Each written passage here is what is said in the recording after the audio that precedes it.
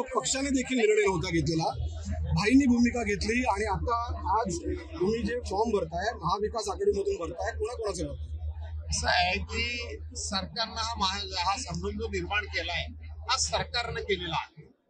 साधारणपणे निवडणूक आयोगाची जी पत्रकार परिषद पहिली झाली होती आणि महाराष्ट्र सरकारच्या वतीनं जी सातत्याने चर्चा सुरू होती आणि अधिकाऱ्यांना जे काम सांगितलं होतं ते पंचायत समिती आणि जिल्हा परिषदेच्या निवडणुका पहिल्यांदा होती अशा प्रकारचे साधारणपणे संकेत होते आणि त्यापासून कामकाज सुरू झालं. परंतु महाविकास आघाडीनं 1 नोव्हेंबरला या सरकारच्या विरोधात एक प्रचंड मोर्चा काढला.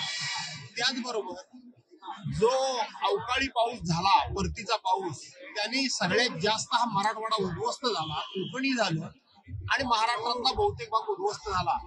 आणि त्यामुळं सरकारच्या विरोधात ग्रामीण भागामध्ये प्रचंड असंतोषाचं वातावरण होतं. त्यामुळं सरकारनं ही 31 जानेवारी पूर्वी निवडणुका संपवल्याच पाहिजेत असा सुप्रीम कोर्टानं निर्णय दिल्यामुळं सरकारनं नाही या घाई गडबडीत निवडणुका लावलेल्या आहेत. त्यामुळं ज्या काही जुळण्या कराव्या लागतात, ज्या काही चर्चा कराव्या लागतात, त्याला पुरेसा वेळ मिळालेला नाही. महाविकास आघाडीकडून 3 नावं पुढे होती. रमेशभाईंनी स्वतः सांगितलं होतं मी उभा राहणार, बाळा कदम इच्छुक होते आणि लियाकत शाह होते. आता नगराध्यक्ष पदासाठी किती जणांनी फॉर्म भरायला सांगितलं? असं आहे की तिघेच्या तिघे इच्छुक उमेदवारांची तुम्ही नावं घेतली, ते तिघेच्या तिघे इथं उभे आहेत. सर्वांना ह्याची भान आहे की कोणतरी एकच यातला निवडून येणार आहे, हे सर्वांना भान आहे. आणि मग ज्या वेळेला अशा पद्धतीचं भान असतं त्यावेळेला या संदर्भामध्ये मतैक्य करण्याकरता, एकमत करण्याकरता फार काही कष्ट पडतील असं मला वाटत.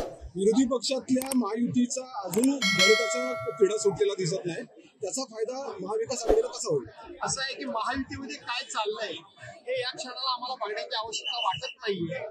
आम्हीच आमच्या लोकांना कशा पद्धतीनं समाधान करू, हा सगळा एकत्रित क्राऊड तुम्ही जर बघितला तर हा क्राऊड बघितल्यानंतर आम्हालाच आमच्या पाठीमागे असणाऱ्या लोकांचं आम्हाला समाधान कसं करता येईल याच विचारामध्ये आम्ही आहोत.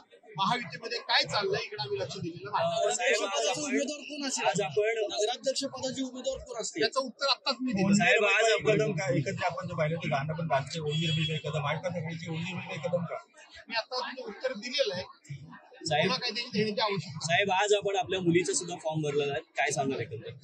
सांगितलं ना, महाविकास आघाडी मार्फत सगळेच फॉर्म भरत आहेत. त्याच्यामध्ये माझी मुलगी देखील आली, ती देखील एक उमेदवार आहे.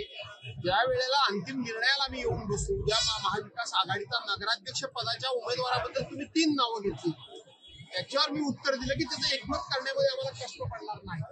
तशाच पद्धतीनं उमेदवार म्हणून माझी मुलगी आहे. जर कुठे ऍडजस्टमेंट करण्याची वेळ आली तर त्याच्यावर आम्ही चर्चा करू.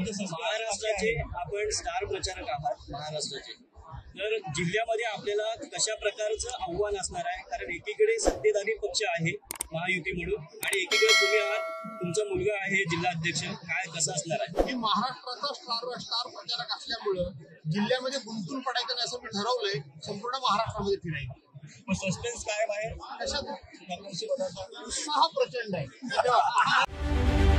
रत्नागिरी 24 न्यूज चॅनलला आताच सबस्क्राईब करा आणि शेअर करायला विसरू नका.